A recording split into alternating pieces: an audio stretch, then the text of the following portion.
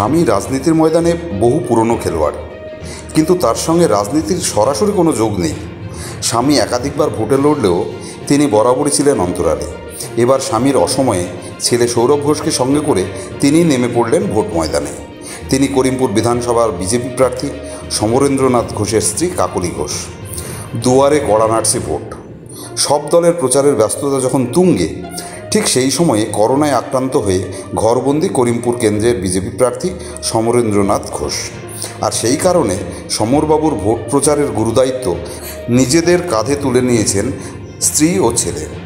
যদিও করোনা আক্রান্ত প্রার্থীর স্ত্রী পুত্রের প্রচার নিয়ে প্রশ্ন উঠেছে বিরোধী শিবিরে।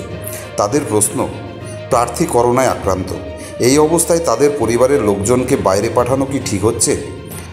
যদিও হোম কোয়ারেন্টাইনে থাকা সমরেন্দ্রনাথ ঘোষ জানান, তার স্ত্রী ও ছেলের রিপোর্ট নেগেটিভ আসার পরেই তারা বাইরে বেরোচ্ছেন।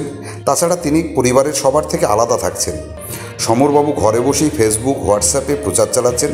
আর তার স্ত্রী কাকলি প্রচারের ফাঁকে বলছেন, কখনো ভাবিনি এমন দায়িত্ব পালন করতে হবে, তবে ভালো লাগছে, খুব ভালো সাড়াও পাচ্ছি। করোনা টেস্ট করতে গিয়ে করোনা পজিটিভ রিপোর্ট এসেছে আমার। আমি সেই জন্য আবদ্ধ আছি আইসোলেশনে। আপনারা আশীর্বাদ করুন, প্রার্থনা করুন যাতে তাড়াতাড়ি আমি সুস্থ হয়ে উঠতে পারি।